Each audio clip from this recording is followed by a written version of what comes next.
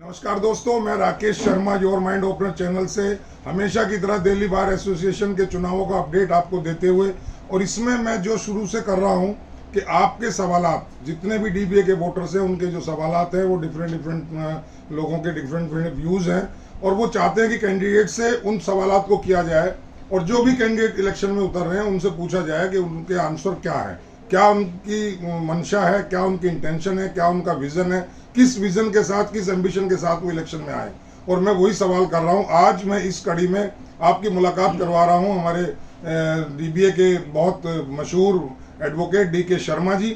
DK Sharma ji presidentship के लिए contest कर रहे हैं। मैं डीके शर्मा जी आपका स्वागत करता हूं अपने चैनल में, आपका बहुत बहुत स्वागत है।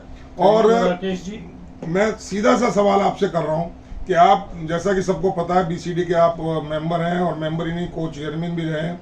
मैं जानना ही चाहता हूं कि आप किस विजन के साथ, किस मंशा के साथ डीबीए में एज प्रेसिडेंट कॉन्टेस्ट कर रहे हैं। सर्वप्रथम अति सम्मानित बार दैट इज 30,000 बार एसोसिएशन के सभी आदरणीय सदस्यों को मेरा अभिनंदन, मेरा नमन। राकेश जी, मैं सर्वप्रथम आपको ये अवगत कराना चाहता हूँ कि बार काउंसिल और बार एसोसिएशन दो डिफरेंट एंटिटीज हैं, दोनों के डिफरेंट रोल हैं। बार काउंसिल में जाके हम जो अपने लीगल फ्रेटर्निटी की सेवा कर सकते हैं वो मुद्दे अलग हैं, और बार एसोसिएशन में जो हम कर सकते हैं वो बिल्कुल अलग है। जैसे कि हम बार काउंसिल में गए, पहली बार काउंसिल में जाके हमने हर कोर्ट में बीसीडी का काउंटर खोला ताकि किसी भी लीगल फ्रेटर्निटी के एडवोकेट को अपने इंडिविजुअल कोर्ट से, दैट इज रोहिणी, साकेत, द्वारका, नहीं, वो तो शर्मा जी आपने किया, बहुत अच्छा किया है। पूरी बार काउंसिल ने पूरे हिंदुस्तान में जो काम किया, बार काउंसिल ऑफ दिल्ली ने द बेस्ट किया। मैं उस पर नहीं आ रहा हूँ। जो यहाँ का वोटर है, एक्सक्लूसिव डीबीए का वोटर है, वो जानना ये चाह रहा है कि आप किस मंशा को लेकर के प्रेसिडेंटशिप के लिए आए, बस वो बता दीजिए। मैं ठीक है, शॉर्ट में मैं आपको ये बताता हूँ कि मेरी एगोनी ये है कि जो नए बच्चे हमारे प्रोफेशन में आते हैं उनके पास रिसोर्सेज की बहुत कमी होती है। टैलेंट बहुत है लेकिन रिसोर्सेज कम रह जाते हैं। तो सबसे पहले हम जो नए बच्चे आएंगे, जो जुडिशरी के लिए एस्पायरेंट्स हैं, they can go even up to 45 years age तक भी हायर जुडिशरी में सर्विसेज के लिए जा सकते हैं। तो उन सभी के लिए एक free coaching class for all the aspirants हम लोग शुरू करेंगे, and that will B online. लड़के लड़कियां अपने घर से आफ्टर कोर्ट आवर्स, यानी कि 5 to 7 या 5 to 8 उसको अटेंड कर सकते हैं। जो किसी कारण से नहीं कर सकते ऑनलाइन लाइव क्लास, उनके लिए रिकॉर्डेड क्लास होगी। They can be eight their home and can avail that facility. तो जो ट्रेनर्स हैं, जो टीचर्स होंगे उसमें, जो भी उसको लेंगे, उनको जो खर्चा आएगा वो dBA will be okay dBA will be okay. तो उसमें कोई भी इंडिविजुअल का कोई खर्च उसमें नहीं होगा जी। इसके अलावा एक और बात आती है वोटर्स के दिमाग में, जो अक्सर कोर्ट में उनको सहन करना पड़ता है, बर्दाश्त करना पड़ता है मजिस्ट्रेट्स के सामने और जजेस के सामने, कि अक्सर उनको झाड़ दिया जाता है, आपको लॉ नहीं आता, आपको ये प्लीडिंग नहीं आती, आपको ये क्रॉस करना नहीं आता, तो आप सीख के आइए। तो कहीं ना कहीं खास तौर से यंगस्टर और नया लॉयर वो ये महसूस करता है कि उसे कहीं ना कहीं से ऐसी कोचिंग मिलनी चाहिए, ऐसी ट्रेनिंग मिलनी चाहिए। तो क्या उस टाइप की ट्रेनिंग भी देने का कोई आपका विजन है? बिल्कुल मेरा विजन है। मैंने अपने एजेंडा में पहले भी कहा है और इसको at the cost of repetition फिर बताना चाहता हूँ कि जिस तरह से जुडिशियल ऑफिसर्स के लिए वीकेंड में आप हमेशा पाएंगे जजेज ऑन ट्रेनिंग, तो चूंकि उनको ट्रेनिंग दी जाती है विद द लेटेस्ट लॉ, कि आज हाई कोर्ट, सुप्रीम कोर्ट का ये लेटेस्ट कानून आया है, आप कल से कोर्ट में इस तरह से बिहेव करें एज पर दिस लॉ। तो हम अपने लीगल फ्रेटर्निटी के वकील भाइयों को उसी तरह की coaching, not only the we can say the coaching with latest law, उनको स्टडी सर्कल्स की क्लासेस चलाएंगे regular basis, with latest law के साथ में स्टडी सर्कल की क्लासेस कंटिन्यूअसली चलेंगी। That will be displayed on the website of the DBA. जिस भाई को जिस फील्ड में जब इंटरेस्ट हो अपनी क्लास अटेंड कर सकता है, and he can be updated with the latest law that we will do. तो इस मेन मिशन के साथ आप आए कि आप चालू करना चाहते हैं, स्टार्ट करना चाहते हैं। देखिए, आप प्रेसिडेंट के लिए कॉन्टेस्ट कर रहे हैं। मैं आपसे ना पार्किंग की बात करूंगा, ना मैं यहाँ सैनिटेशन की बात करूंगा, ना मैं यहाँ और छोटी मोटी जो प्रॉब्लम्स हैं, लाइट की प्रॉब्लम है या यहाँ बिल्डिंग की प्रॉब्लम है या चैम्बर्स में सफाई की प्रॉब्लम है, मैं उसकी बात नहीं कर रहा हूँ। मैं सिर्फ ये जानना चाहता हूँ जो मेन इशू हैं, जो प्रेसिडेंट लेवल के इशू हैं, वो ये है, यहाँ का वोटर, यहाँ का मेंबर वो बड़ा भ्रम में है, उसको रोज रूमर्स उड़ती है, डेली कोई रूमर उड़ती है कि डीबीए के पास इतना पैसा आ रहा है, डीबीए के पास पार्किंग से 20 लाख आ रहा है, 50 लाख आ रहा है, 10 लाख आ रहा है, और वो कहाँ जा रहा है कुछ पता नहीं।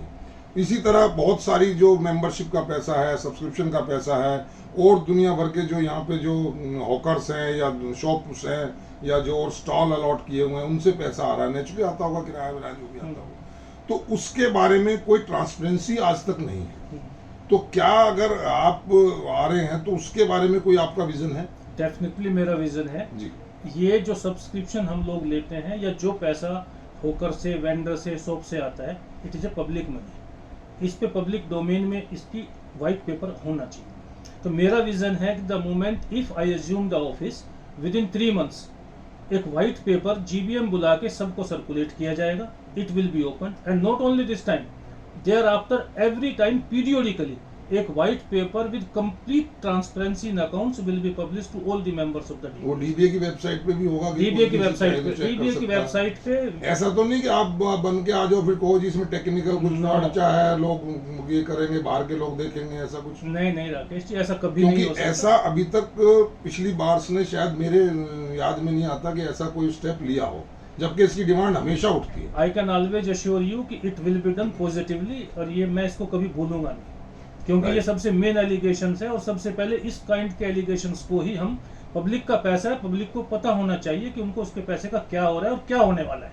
एक सबसे बड़ा जो मैंने अभी पिछले उसमें आपसे सवाल किया, सबसे बड़ा जो ज्वलंत एक मुद्दा जो चल रहा है वो ये है कि जो यंगस्टर्स है, खासतौर से मैं यंगस्टर की बात इसलिए कर रहा हूँ कि बहुत बहुतायत में यहाँ पर यंगस्टर आ रहा है, एवरी मंथ काफी एनरोलमेंट हो रहा है, उनको कोर्ट में फेस करना पड़ता है ह्यूमिलेशन। मैं ह्यूमिलेशन इसलिए कह रहा हूँ कि वो कुछ लॉ की उनकी कमी रहती है, कुछ उनसे बिहेवियर, जो मजिस्ट्रेट्स हैं स्पेशली जो न्यू कमर्स मजिस्ट्रेट हैं, वो बहुत ढंग से बिहेव नहीं करते, वो कंप्लेंट करते हैं बाहर से, और बाहर में उनको कहा जाता है आप लिख के दीजिए, हम कमेटी बैठाएंगे, बात करेंगे, रिजल्ट इज टाइम फीस। उस बारे में आपका कोई विजन है? आप इस जो रिलेशन है बार बेंच का, उसको किस तरह से अपग्रेड करेंगे ताकि वकीलों की डिग्निटी मेंटेन है और बढ़े? देखिए राकेश जी, शायद बहुत सारे हमें वकील भाई इस बात से अवगत नहीं है कि एक जो जुडिशियल ऑफिसर्स के खिलाफ कंप्लेंट है, उसके लिए हमारे दिल्ली हाईकोर्ट ने नहीं, दिल्ली के जो चीफ जस्टिस थे उस टाइम पे, राजेंद्र मेनन जी, उन्होंने एक ग्रीवेंस रिड्रेसल कमेटी बनाई थी which is still in existence. उसके अंदर हर डिस्ट्रिक्ट कोर्ट में वहाँ के डिस्ट्रिक्ट जज, CMM, president of the bar, secretary of the bar and 1 member from the bar council हैं। दैट इज एग्जिस्टिंग कमेटी, लेकिन उसका प्रचार प्रसार नहीं है। नहीं, प्रचार प्रसार तो होगा, लेकिन उसमें रियलिटी ये है, जो मेरे जैसा आखिरी पायदान का वोटर महसूस करता है मेंबर, कि वो अगर कोई कंप्लेंट गई, सपोज मैंने कोई कंप्लेंट की, तो वो कमेटी में जाती है, और कमेटी के जो लोग हैं उस कंसर्न जज से या मजिस्ट्रेट से लाइजनिंग शुरू कर देते हैं, उसको कहते हैं हम समझा लेंगे अपने मेंबर को, आप चिंता ना करें, आप बस जरा सा हमारा ये काम कर दें, ये कुछ कर दें। तो वो जो बटरिंग वाला सिस्टम है, वो जो प्लीज करने वाला सिस्टम है, वो चल रहा है, उसकी वजह से जो आम मेंबर है वो सेटिस्फाई नहीं है।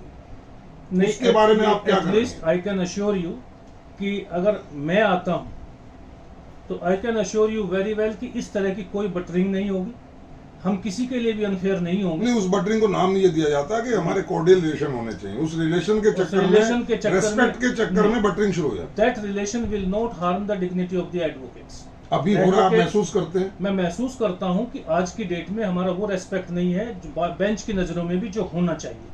And that will B. मैं आ रहा हूं, जब आपने बार ज्वाइन किया, काफी साल हो गए आपको बार में ज्वाइन, जब आपने बार ज्वाइन की, ये 30 जारी में आए, उस वक्त जो बार एसोसिएशन के लीडरान की जो वैल्यू तो नहीं कहूँगा, रेस्पेक्ट थी, और जो उनका रिलेशन बेंच के साथ था, क्या वो वही है या अपग्रेड हुआ है या डाउन हुआ है? मेरी नजरों में वो काफी हद तक डाउन हुआ है। रीजन उसका सबसे बड़ा जो मैं महसूस करता हूँ वो ये है कि जो 3 साल के लिए पहले जुडिशियल ऑफिसर बनने के लिए as an advocate practice mandatory थी, वो खत्म कर दी गई। तो जो हमारे जजेस साहिबान नए आते हैं, उनको ये नहीं पता कि वकीलों को प्रैक्टिकली क्या प्रॉब्लम होती है। तो हम एक तो इस चीज को चाहते हैं कि उसमें सुप्रीम कोर्ट में रिव्यू पिटीशन डाल के 3 years 5 years ट्रेनिंग चलिए वो तो एक लंबा प्रोसेस हो जाएगा। लेकिन उसके उसके अलावा भी रिलेशंस मेंटेन करने के लिए you have to be very fair. अगर आपके कोई पर्सनल एजेंडाज नहीं है तो there is no hitch that relations will not be. Personal agendas are there, like जो अमाइकस अपॉइंट होते हैं, जो एलसी अपॉइंट होते हैं, उनमें केवल और केवल नेपोटिज्म चलता है, केवल और केवल बार की दखलंदाजी से कहूँ या जो अप्रोचेबल लोग हैं उन्हीं को मिलता है। ऐसे ऐसे भी लोग हैं जो 10-10 15-15 साल से प्रैक्टिस कर रहे हैं, उनको कभी भी ये मौका नहीं मिला कि वो कहीं एलसी अपॉइंट हो जाए, even though they are capable and they are intelligent. उसके लिए मेरा विजन ये है कि हम 1 4 या 5 लोगों की कमेटी बनाएंगे जिसके अंदर एलसी रिसीवर अपॉइंटमेंट जिन लोगों को चाहिए वो अप्लाई करेंगे, उनको एक पूल होगा and absolutely on purely rotation base उसको कहीं डिस्प्ले आएगा, डिस्प्ले किया जाएगा। दैट विल बी डिस्प्लेड, अप्रैल में मिल दैट गया विल तो बी मई में डिस्प्लेड ऑन द मिलेगा। वेबसाइट ऑफ द डीबीए कि इस पूल के अंदर इतने लोगों की एप्लीकेशन है। जिस किसी भी कोर्ट से किसी एलसी की रिसीवर की एप्लीकेशन आएगी, that court will not appoint, that will go to that committee and committee on rotation base will be appointing and it will be displayed on the website of the। ये बहुत अच्छा सपना है new year commerce के लिए, लेकिन कोई एक रीजन आप बताइए आज तक इम्प्लीमेंट क्यों नहीं हुआ? क्या लगता है किसकी कमी रही? I don't want to comment on the leadership, that has to be a vision for doing this। ये आपने कमेंट ना करके कमेंट कर दिया, मतलब that you can interpret in any manner, but I don't want to comment। हमें तो यही लगता है कि ये ड्यू टू द नेग्लिजेंसी कहो या उनका कोई पर्सनल इंटरेस्ट कहो, इसलिए ये पॉलिसी इंप्लीमेंट नहीं होता। And not only this Rakesh ji, मैं इसके अलावा भी यंगस्टर्स के लिए मैं चाहता हूं कि हमारे बहुत सारे वकील भाई एनरोल होने के बाद भी लॉ फर्म्स में किसी सर्विसेज में जाने की इच्छा रखते हैं। हर एकेडमिक सीजन में आप देखिए इंस्टीट्यूट्स में प्लेसमेंट एजेंसीज होती हैं, there is no placement for the advocates. मैं बार एसोसिएशन ऑफिस में चाहूंगा कि एक प्लेसमेंट एजेंसी की तरह हम लोग काम करें, सो दैट हमारे नीडी एडवोकेट जो जिस फील्ड में भी जाना चाहते हैं, जिसको रिक्वायरमेंट हो वो एसोसिएशन को लिखे, एसोसिएशन बताए, ओपन करे और एसोसिएशन को करें, हम वहां से रिकमेंडेशन देंगे कि हमारे या तो आप लॉ फर्म में जाना चाहते हैं या किसी जॉब में जाना चाहते हैं, तो we will be recommending it to. उनके रिकमेंडेशंस वैकेंसीज हमारे पास आए और हम लोगों को रिकमेंड करें। लेकिन ऐसा तो नहीं होगा कि उसमें रिकमेंडेशन अगर आपके हाथ में आ गई 14 आदमियों के हाथ में, तो वो अपने अपने लोगों को रिकमेंड करेंगे और मेरे जैसा आदमी फिर रह जाए? ये 14 आपके हाथ में नहीं आएगी। इसके लिए एक कमेटी होगी सीनियर मेंबर्स की, वो इसको एनालाइज करेंगे और वो इसको रिकमेंड करेंगे। They themselves will be having a preliminary interview first. उनको लगेगा कि उचित बंदा है, उचित आदमी के पास जाएगा, उचित उसमें भेजा जाएगा एज पर द रिक्वायरमेंट। एक चैलेंज अभी इस कमिंग बार में शायद आने वाला है, बहुत दिखाई दे रहा है सामने, कि बात चल रही है काफ़ी सालों से ये 30 जारी कॉम्प्लेक्स को तोड़ने की, जो पुरानी जो बिल्डिंग है, और इसकी जगह इसको शिफ्ट करने की। तो इसके बारे में आपका कोई विजन है कि क्या इसको किस तरह से आप डील करेंगे? क्या ये बिल्डिंग तोड़ी जाएगी? एक बिल्डिंग यहाँ तैयार हो रही है, न्यू कोर्ट कॉम्प्लेक्स तैयार हो रहा है, इसके सामने रेड लाइट है, तो क्या इसके बारे में कुछ आपका विजन है? देखिए 30 हजारी कोर्ट तोड़ के यहाँ से शिफ्ट कर दिया जाए, दैट विल नेवर हैपन। ये हो नहीं सकता। नहीं होने का चांसेस लग रहे हैं? नहीं, चांसेस नहीं है। बहुत सारे रूमर्स चलते हैं, बहुत सारी गलत फहमियाँ फैलाई जाती हैं, फैलती हैं। कभी कहते हैं कि चैम्बर्स टूट जाएंगे, कभी कहते हैं कोर्ट की बिल्डिंग डेवलप होगी। हम ये चीज़ को क्लियर करना चाहते हैं कि जब एडवोकेट्स की ये डिमांड ही नहीं है कि हमारे चैम्बर को रेनोवेट करो, मल्टी स्टोरी बनाओ, कुछ करो, we are satisfied with this, तो I don't know there is no need for removing the और डिमोलिशिंग दी चैम्बर्स। अगर आपको डेवलप करना है, फॉर एग्जाम्पल हाई कोर्ट चाहता है, स्टेट गवर्नमेंट चाहती है, तो वो अपनी बिल्डिंग जो जुडिशरी का कॉम्प्लेक्स है उसको डेवलप कर ले फेज बाय फेज। और मुझे लगता है कि उसी दिशा में इन्होंने कोर्ट की बिल्डिंग को टेम्परेरीली शिफ्ट करके इस बिल्डिंग को डेवलप कर सकते हैं। And we will be in touch with the higher authorities कि एडवोकेट्स के चैम्बर को डिस्टर्ब ना किया जाए जब हमारी डिमांड ही नहीं है। नहीं, वो तो ये कहेंगे ना कि डेवलपमेंट करना है हमें, बढ़िया multi level parking development does not, बढ़िया फाउंटेन बनेंगे, बढ़िया जिम फैसिलिटी आएगी, बढ़िया वो बहुत लुभावनी चीजें। वो तो यहाँ पे अभी भी बहुत सारी जगह पड़ी है, इन फैसिलिटीज को वहाँ भी किया जा सकता है। जिम बनाने के लिए हमारे पास पार्क्स हैं, हर एक पार्क में हम ओपन जिम दे सकते हैं, आज भी कर सकते हैं। ये आज तक लेकिन नहीं हुआ नहीं। विजन की कमी है या काम करने का मादा नहीं है या रीजंस कुछ और है? ये तो राकेश जी विजन की बात है ना। अगर किसी के पास विजन है तो करेगा, किसी के पास विजन ही नहीं है तो वो क्या करेगा? अब विजन की जहाँ तक बात आती है, हमारे बिल्कुल सटा हुआ एक पार्किंग प्लेस है मोरी गेट के एरिया में, आपने देखा होगा, और वहाँ एडवोकेट्स की अगर 20 गाड़ी खड़ी हैं, 50 खड़ी हैं, तो वहाँ देखते हैं कि 400 गाड़ी प्राइवेट लोगों की खड़ी है और हमारी गाड़ियाँ सड़कों पे खड़ी होती हैं, जिसकी वजह से हमें यहाँ पहुँचने में भी दिक्कत होती है। इसके बारे में कोई आपके दिमाग में प्लान है कि इसको कैसे आप सुधारेंगे? बिल्कुल 100% मेरे माइंड में एक प्लान है। नंबर 1, मोरी गेट की जो बहुत बड़ी पार्किंग है, that will be available exclusively for the DBA members. वहाँ पे जितनी अनऑथराइज्ड पार्किंग है वो एकदम से बंद की जाएगी। सेकेंडली, जो हमारे यहाँ जो एडवोकेट्स नहीं है, उनकी गाड़ियों पे unauthorised sticker as an advocate लगे हैं, जो मार्केट में भी अवेलेबल हैं या किसी कारण से दे दिए जाते हैं।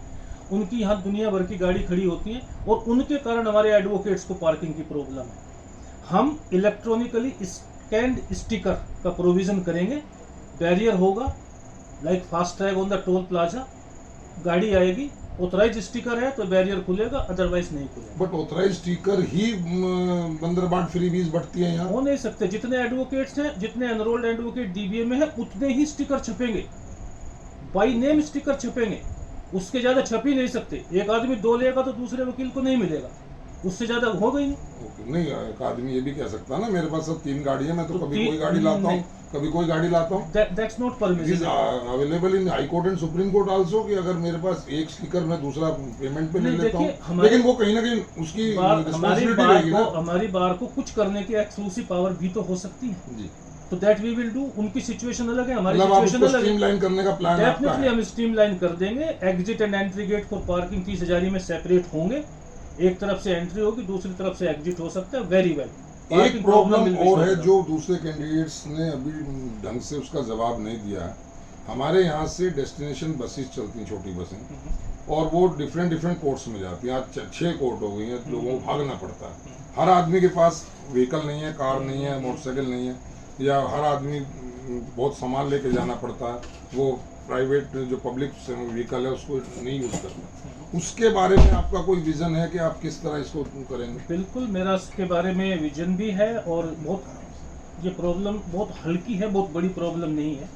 अभी यहाँ पे सारे डिस्ट्रिक्ट कोर्ट के लिए बसेस नहीं है। अगर किसी हमारे एक वकील भाई को यहाँ से रोहिणी ही जाना हो तो जनरली वो मेट्रो से जाएंगे तो फाइल कैरी करने में बहुत प्रॉब्लम है। द्वारका जाएंगे तो काफ़ी प्रॉब्लम है। कड़कड़दोबा जाएंगे तो कई जगह चेंज करके आपको जाना होगा। मेरा विजन है कि 30,000 से for all the courts in Delhi, including high court, supreme court, all district courts, air condition luxury buses for advocates चलेंगी। ये आपका वायदा है, कमिटमेंट? वायदा, कमिटमेंट। वोटर सुन रहा है आपकी बात? मेरी बात को वोटर्स को सुनिए, पब्लिक चैनल पे डालिए, पब्लिक मीडिया पे डालिए। हर कोर्ट के लिए एग्जीक्यूटिव बसेस होंगी। चलिए, एक बात करके मैं अपनी बात, बहुत आपका टाइम ले लिया मैंने, कैंपेनिंग का टाइम है, आपको जाना होगा। मैं जानना ही चाहता हूँ, एक शिकायत आती है, हमारी जो बच्चियाँ हैं, जो बेटियाँ हैं, बहनें हैं, जो यहाँ प्रैक्टिस कर रही हैं, उनको ऐसा लगता है 5 बजे के बाद स्पेशली कि दे आर अनसिक्योर, और वो बड़ा अपने आप को अनसिक्योर फील करते हुए, और सपोज अगर 6 बज गए या 7 बज गए तो वो कोशिश करते हैं कि कोई उनका मेल और एसोसिएट उनको बस स्टैंड तक या मेट्रो स्टेशन तक या उनकी कहीं गाड़ी या स्कूटी खड़ी वहाँ तक छोड़ के आए। तो ऐसा एक माहौल बना हुआ है। Do you feel like that? और पहले तो ये कि आप फील करते हैं कि नहीं करते हैं, और करते हैं तो इसके बारे में आपने कुछ दिमाग में? आप कहते हैं तो निश्चित रूप से नहीं, मैं नहीं कह रहा हूँ, मैं वो कह रही जो वोटर कह रहे हैं, जो मेंबर्स कह रहे हैं। इस तरह की प्रोविजंस के लिए बहुत सिंपल इन चीजों को शॉर्ट आउट करना। कोर्ट आवर्स के बाद में टिल 9 o'clock, 8 o'clock और 10 o'clock हमारी मोबाइल फोर्स, कुछ हम लोग ऐसे डिप्लॉय रखेंगे फोर्सेस के, जैसे CRPF के लोग हैं जो यहाँ पे हमारी सिक्योरिटी को देखते हैं, उनमें से कुछ लोगों की mobile duty, they will be roaming in the court complex and they will take care of it very well, there is no problem. And in case any complaint comes to the bar, that will be dealt very severely. I can forward the complaint to BCD for removing even from the nominal role of the bar council. That we will do. अगर advocates ने ये काम किया और अगर outsider इतने हैं, outsiders will not B, किसी को पकड़िए वो दूसरा वकील आ जाता है, साहब मेरा क्लाइंट है। आउटसाइडर्स आफ्टर 5 o'clock और 6 o'clock will not be allowed in the court complex. और अगर वे कहते हैं किसी वकील साहब के चैम्बर में गए हैं तो उनकी रेस्पॉन्सिबिलिटी होगी कि अगर उन्होंने कोई हरकत की तो even that also will be question. वो वहाँ एंट्री कराया कि मैं फलां मैं अगर उसके बाद में रुकते हैं तो एक कॉमन प्लेस पे एंट्री की जाएगी, एक रजिस्टर मेंटेन होगा कि so and so person who is not an advocate is staying in the court complex after this hours for meeting to who advocate, who is going to meet to which advocate. That will मैंने be आपका maintained. Time लिया, मैं बस एक और चलते चलते being मेरा नाम राकेश शर्मा है और शर्मा को थोड़ा खाने पीने का रहता है और बाई चांस आप भी शर्मा है। यहाँ इतना बड़ा कोर्ट कॉम्प्लेक्स है, यहाँ कोर्ट कॉम्प्लेक्स में खाने का जो स्टैंडर्ड है, जो क्वालिटी है, मैं समझता हूँ बहुत ही डाउन है, जो एक एडवोकेट के हिसाब से, उसके लेवल के हिसाब से यहाँ खाने का सिस्टम नहीं है। हमारा कोई अगर दोस्त यार आ जाता है तो हम उसे यहाँ लंच नहीं करा सकते हैं ढंग से। तो क्या इसके बारे में आपके दिमाग में कुछ है? हम लोगों ने आज तक जो हमारे सुपीरियर कोर्ट्स ही हैं, आप हाई कोर्ट में जाइए, वहाँ पे कियोस्क खुले हुए हैं, कॉफ़ी कैफे डे टाइप है, हल्दीराम्स के काउंटर खुल सकते हैं। We can outlet these agencies to those renowned जो food suppliers, we can give to them. लेकिन यहाँ हुआ था बड़ा विरोध हुआ उसका, क्योंकि महंगा होगा जी, ये होगा, विरोध इस बात से नहीं हुआ। यहाँ पे जो अनऑथराइज्ड होकर्स घूमते हैं, अनऑथराइज्ड ये खाने की चीज बेचते हैं, उसके कारण हमारा स्टैंडर्ड डाउन होता है। अगर हमें 20 रुपए की चीज को 15 रुपए में सप्लाई करेंगे, तो जो आपके ऑथराइज्ड रेस्टोरेंट है उससे कम्पीट करने के लिए रेट डाउन करेंगे। रेट डाउन करने का मतलब है क्वालिटी डाउन। कहीं चेक की भी कमी है, कहीं ना कहीं यहाँ पे why unauthorised vendors are roaming in the vendors नहीं, जो कैंटीन, सो कॉल्ड कैंटीन्स हैं, उनमें भी क्वालिटी ऑफ फूड नहीं है। I am highly disgusting about this कि वहाँ पे हमारी फूड की बिल्कुल भी अपडेटेड क्वालिटी नहीं है। आपने शुरू में हालांकि कह दिया था कि हमारे में पार्किंग की नहीं कहूँगा, शौचालय की नहीं कहूँगा। मेरा कहना ये है, वोटर्स का कहना है कि शर्मा जी आप आए तो हैं, ये प्रेसिडेंटशिप अगर आप काम करना चाहें तो बहुत आसान नहीं है इसमें काम करना। बहुत सारी प्रॉब्लम्स हैं जिनसे आज का एडवोकेट जूझ रहा है। आप इनको समझते हैं कि अगर आप बीइंग आपको प्रेसिडेंट चुन लिया जाए, हम लोग आपको फेवर में वोट करें, तो आप ये सारी प्रॉब्लम्स को कर लेंगे सॉल्व? चुनौतियों को स्वीकार करना ही मेरा था। कहीं ऐसा तो नहीं आपको अवेलेबिलिटी में कमी आ जाए, आप कहें मैं तो बीसीडी में मिलूंगा या मैं तो यहाँ मिलूंगा? नो, उससे एबिलिटी में कमी नहीं आएगी, बल्कि उससे एबिलिटी बढ़ती है। उससे कुछ आपको बेनिफिट मिलेगा कि आप बीसीडी में बेनिफिट मिलेगा, क्योंकि ये एक तरह से जैसे कहते हैं कि डबल इंजन सरकार होगी। मुझे वहाँ के भी बहुत सारे रास्ते पता है कि वहाँ से कैसे अपने फेवर में, बार एसोसिएशन के फेवर में, बार काउंसिल से किस तरह से हम मदद ले सकते हैं, वो उसका एक प्लस पॉइंट होगा मेरे लिए हमेशा के लिए। और इसके अलावा एक और पॉइंट मैं आपको बताना चाहता हूँ, जो which is in my mind, advocate fraternity के लिए दिल्ली की हर जुडिशियल सर्विसेज में 50% कोटा था पहले। 50% was from the lower judiciary promotion to higher judiciary and 50% was from the directly from the legal fraternity. अभी वो कोटा घटा के 2-3 स्टेजेस में करके 17 to 18% पे लाके खड़ा कर दिया गया, जिसके कारण हमारे बहुत सारे न्यू एस्पायरेंट्स हैं, कॉम्पिटेंट लॉयर्स हैं, उनको वो वंचित रह जाते हैं, उनको चांस नहीं मिलता। I will be very strongly pushing for the 50% quota restoration in the higher judiciary. बहुत बढ़िया। तो हमें उम्मीद है कि इस तरह से जो आपका जज्बा है वो काम करेगा, वही जज्बा। और आपकी बात जो है वोटर सुन रहे हैं बड़े ध्यान से, और मैं और कोई सवालात करके अपना ज़्यादा आपका टाइम नहीं ले रहा हूँ। मैं अब आपको इस आज़ादी के अमृत महोत्सव पे बहुत बहुत बधाई देता हूँ और चैनल की तरफ से आपको शुभकामनाएं देता हूँ कि आप इस मिशन में कामयाब हों। और अब मैं आपको 1 या 2 मिनट देता हूँ। वोटर्स आपको सुन रहा है, वोटर्स आपके सामने हैं, मेंबर्स सब आपको सुन रहे हैं। आप जो अपील अपने फेवर में अपने लिए करना चाहते हैं, जो अपने दिल की बात कहना चाहते हैं, आप कहें। सामने आपके वोटर बैठे। चलिए, बहुत बहुत धन्यवाद आपका। आज़ादी के इस अमृत महोत्सव पर मेरी तरफ से भी अपने सभी भाइयों को, केवल वकील भाइयों को ही नहीं, पूरे देशवासियों को आज़ादी की बहुत बहुत हार्दिक शुभकामनाएं और बधाई। तो सुना दोस्तों, ये थे DK शर्मा जी जो कॉन्टेस्ट कर रहे हैं प्रेसिडेंट की पोस्ट पर, और इन्होंने बहुत साफ गोई से अपनी बातें रखी। जितना मैं आपके सवालात इनसे कर सकता था मैंने किए, और इनसे बातें होती रहेंगी। आगे फेट बताएगा कितनी मेहनत ये करते हैं, कितना आप इनकी बातों को सीरियसली लेते हैं। तय आपने करना है, आपने दूसरे कैंडिडेट्स को भी सुना है, मैं और लोगों से भी आपकी बात कराऊंगा। कंपैरिजन आपने करना है, बहुत इत्मीनान से करिए। No caste, no creed, no colour, no favouritism, no areaism. आप केवल देखिए कि इंटेंशन क्या है कैंडिडेट की, उसकी मंशा क्या है, उसका विजन क्या है, उसको आप वोट कीजिए, उसको मैंडेट दीजिए जो आपको लगता है कि वो आपके लिए काम करेगा। ना कि ये चुपड़ी चुपड़ी बातों में और ना कि झूठे वायदों में और इधर उधर की और जो गुड मॉर्निंग गुड इवनिंग और ये जो वायदे चल रहे हैं व्हाट्सएप पे ज्ञान बखेरा जा रहा है, आप उससे प्रभावित ना हो। मेरा और चैनल का मकसद केवल और केवल यही है कि इस बार कुछ अच्छे लोग आए, जो आए अच्छे आए, ताकि इसकी dignity as a mother bar of and as the best bar and as the biggest bar of Asia, ये इसकी डिग्निटी भी बिगेस्ट हो, इसकी बुलंदियाँ हो। इसी ख्वाहिश के साथ मैं सब प्रयास कर रहा हूँ। फिर मिलूंगा आपसे एक नई शख्सियत के साथ। आज के लिए इतना ही। धन्यवाद। जय हिंद, जय भारत। बहुत बहुत धन्यवाद राकेश जी। जय हिंद, जय भारत। Thank you.